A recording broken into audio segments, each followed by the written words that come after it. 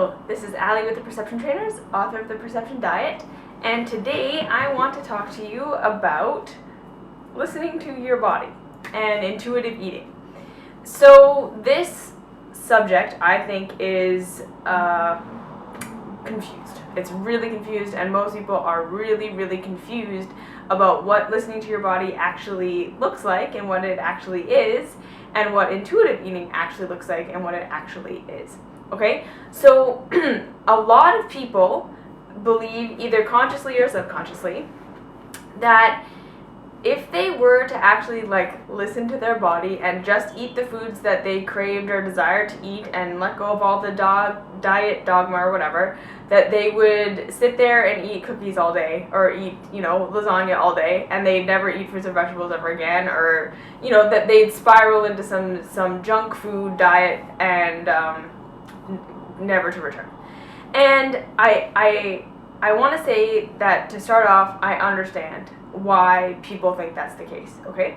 Because the truth is that processed foods and junk foods and foods that are full of chemicals that you would never use in your own kitchen, or that have a million different ingredients, or have way more fat or way more sugar or way more salt than you would ever put into your food at home, do have an addictive quality on the brain, okay? And if you want to learn more about this, I highly recommend the book Fat, Sugar, Salt, and I'll put a link to it down below because I can't remember the author's name right now.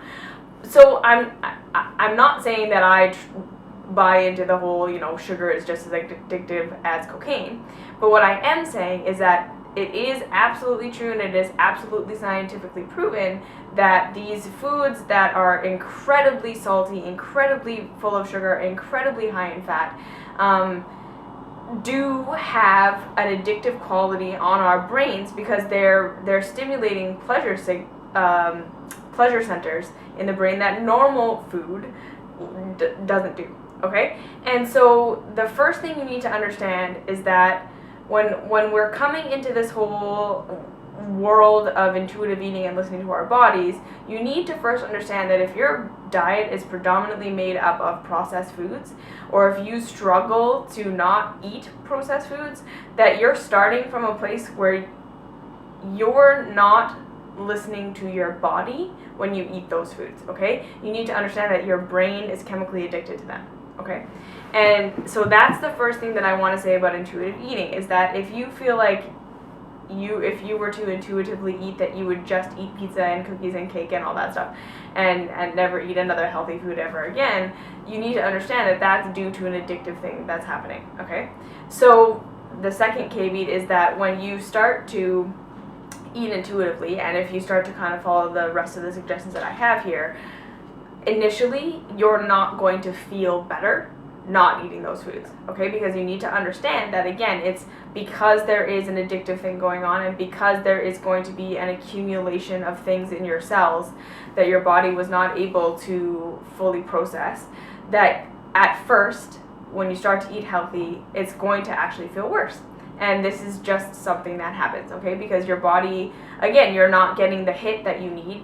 You're not going to get the same satiation. You're not going to get the same numbing. You're not going to get the same emotional effect from your food.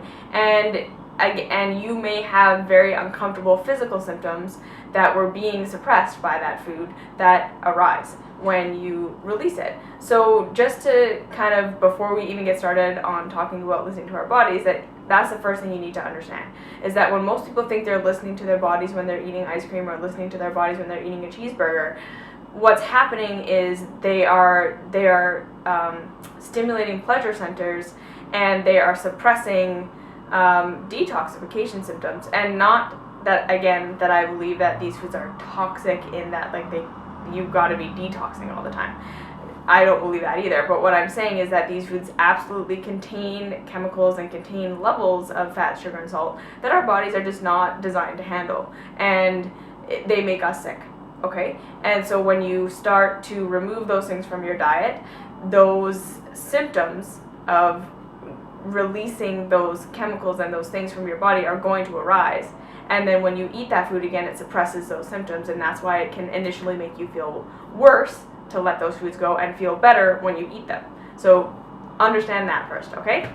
So now, now that we understand that you absolutely can be addicted to processed foods when things aren't food, right? Like this, because that's really, I think, the main thing we need to understand is that things that have a huge ingredient list of a whole bunch of chemicals that you don't even know what they're doing and that isn't food. And that's not what I'm talking about when I say food. Because what I'm talking about when I say food is things that come from the earth, things that, like I say, your grandmother would have recognized as ingredients, things that you know what they are and where they come from and how they were made and what they're doing in your food, not a whole bunch of things that you need a chemistry degree to understand, okay? And even if you know what these things are, sometimes it's like, why are they in there? Like, I would never use sodium diphosphide 8 in my baking at home, because obviously. And so these are the things that you need to understand, okay? So now that we kind of have that, I want to talk about my 5 steps to listening to your body and learning how to listen to your body, actually listen to your body, and how to actually intuitively eat, okay? So the first step is to get radically honest with yourself. Okay, so this is the reason that this is the first step is because this is the biggest tripping point that I see for most people, is that we are really, really, really, really, really good at formulating these concepts of why what we're doing is okay, or why what we're doing should work, or why what we're doing does work, even though our bodies are telling us a different story. Okay, so when I say step number 1, you need to get radically honest with yourself, I mean you need to actually assess your physical health, and you need to actually assess how you feel after you eat the foods that you eat, okay? So if you are telling me that your diet is generally healthy and you think that you're doing pretty good and you're listening to your body or whatever, but you have ongoing chronic disease, or you are ongoingly chronically overweight, or you are ongoingly chronically exhausted or fatigued, or you catch every bug that comes around, like you have a very poor immune system or whatever, you need to be honest about that, okay? You need to say, obviously something isn't working, because my body is designed to be healthy. My body is designed to function well. My body is designed to have a good immune system. My body is designed to have energy. My body is designed not to have diseases. And when we look at these things, we need to be honest, and we need to say that even though I feel like what I'm doing, like I can justify that it's healthy, or I can come up with all these reasons why it's not as bad as other people, or other people eat way worse than me, so I'm doing fine, or blah, blah, blah, blah, blah, you still need to say, okay, at the end of the day, this is either working or it's not working. And if you're not healthy, it's not working. Or if you don't actually feel better after you eat your food, it's not working, okay? So step number 1 is to get radically honest. Are you actually healthy? And would a doctor agree with you? Or would a naturopath agree with you? Or generally speaking, do you feel good on a regular basis? And if the answer to that question is no, then you need to say, okay, clearly I'm not listening to my body, because your body does not crave foods that make you ill. Okay, your body, like I say, is designed fully and completely for your survival. It's designed to be healthy. It wants to be healthy, okay? It's our brains that get in the way. So if you're eating foods that are not making you feel good, or that are clearly making you ill, you need to understand that you're not listening to your body when you eat your food. You're listening to your brain, or you're listening to kind of other people or whatever, and that's going to be my step number 2. So step number 1, get honest. Are you actually healthy? Do you actually feel good on a regular basis? Do you have energy? Do you have a good immune system? All of these things. And of course, not all of these things can be completely boiled down to food. There's stress, there's environmental factors, there's all this stuff, but food plays a pretty huge role in our health. And even if you have these other factors, improving the foods that you eat will have an effect, will have a profound effect, okay? So, number 1, get radically honest. Number 2, fire the diet police, fire them. Just make them go away. And what I mean by this is, it's so important that you critically think and critically, again, check in with your body with what you're doing and what other people are telling you to do, okay? Because I know there are a lot of people out there that see that other people are getting good results with the plan that they're on, and they they follow their advice to a T, and they follow it even though it's not actually working for them. And they do that because the diet police have now infiltrated their minds, and everything is, we believe that we can't trust our bodies. We believe that we can't trust ourselves and that we couldn't possibly know what's right for us. So we need to abdicate our responsibility to someone else who seems to be getting the results, or who is a doctor, or who is a naturopath, or whatever, because they must have more intelligent answers than we have if we were to access our own bodies, or that we feel like we can't access our own body. And so we live by these rules of the diet police, and then instead of actually tuning in and saying, okay, maybe this amount of calories isn't working for me, maybe this method of exercise isn't working for me, maybe this combination of foods isn't working for me, maybe this diet style doesn't work for me. And instead of doing that, we blame ourselves, and we think that we're doing something wrong because this program isn't working for me, but it's working for them, so they must be right and I must be crazy. And so what I'm saying is, number 2 is you need to let go of the diet police. You need to understand that nobody knows your body better than you do. So yes, you can definitely get suggestions from other people. You can definitely get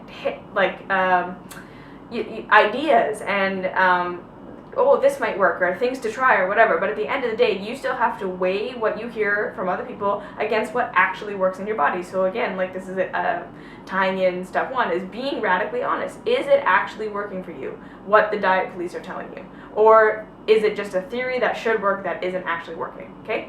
So get radically honest, get rid of the diet police. Number 2, let go of the idea that there are good foods and there are bad foods, because this is literally the most harmful thing that you can do for intuitive eating.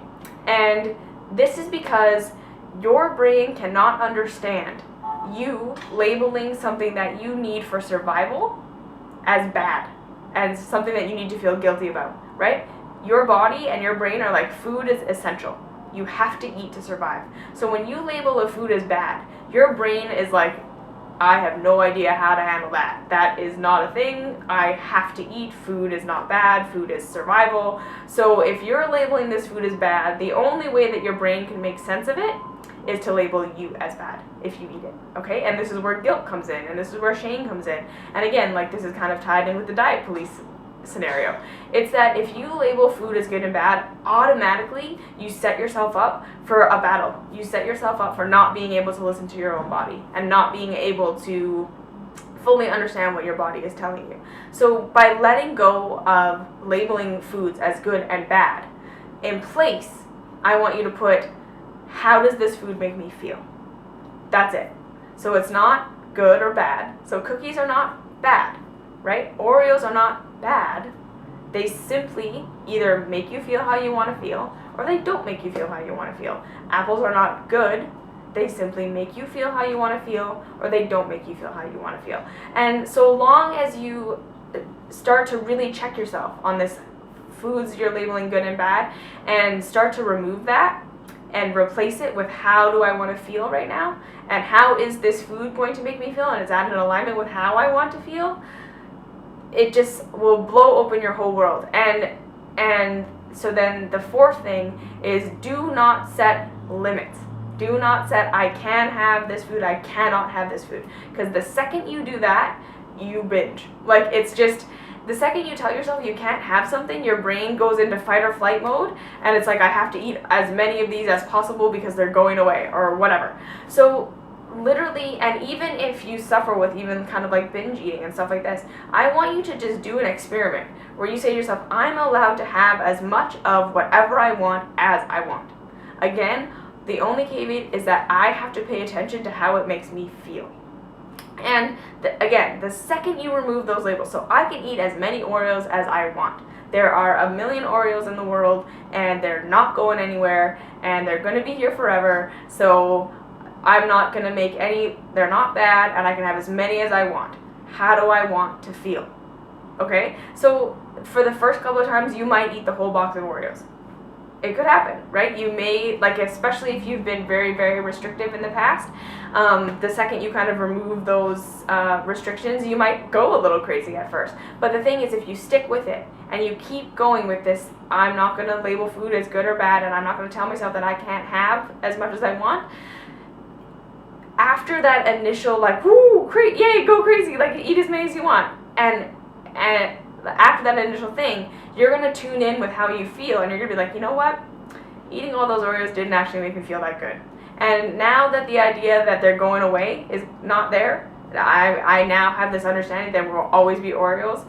I'm not so desperate for them, and actually I kind of crave the apples more because I know that they make me feel better. And this is how we get out of this crazy diet dogma thing, okay? Be radically honest about what's going on with you and your health, okay? Just don't bullshit about it, because the thing is, you can lie to yourself all you want. You can lie to yourself straight to your grave. And there's no sense in that, because you deserve to feel good and you deserve to feel healthy, and there's no sense, and admitting that you don't feel good is not admitting that you failed. It's just admitting that what you're doing isn't working, and that's okay. Okay? Step number 2, fire the diet police. Stop listening to everybody else over yourself. You need to take responsibility for your body and how you feel, and just because it works for them doesn't mean it's going to work for you. So you try things from other people, but again, you got to take responsibility. Number 3, no more labeling food as good and bad. Simply, how do I want to feel? And number 4, you can have as much as you want of whatever you want. You just, again, have to tune in to how it makes you feel, be radically honest about that, and decide how you want to feel. Okay? So that's my spiel on what listening to your body actually means, okay? So again, understanding food addiction is a thing. Look into that. If you're eating a lot of foods that are processed foods that aren't really food, then yeah, that's a totally different situation, and there's probably a lot of emotional stuff caught up in that, and I have other videos that you can watch on that. But then when you come to eating like real foods and you're doing that, check in with those 4 things and see how that goes, okay? Because that's what listening to your body actually is. Your body never lies. Your body doesn't lie, okay? You can convince yourself of all these things in your brain, but your body is always going to tell the truth. And your body is always on your side, and your body is always geared to be healthy, okay? So it's not a battle to be healthy. It may be a battle in your mind, but it's not a battle with your body. Your body wants to be healthy. Okay? So if you have any questions, comments, concerns, leave them down below. Any video requests, I love hearing from you. Find me on Instagram at Urban Fruit Bat. Find me on Facebook for Precipitatorz, and I'll see you in the next video.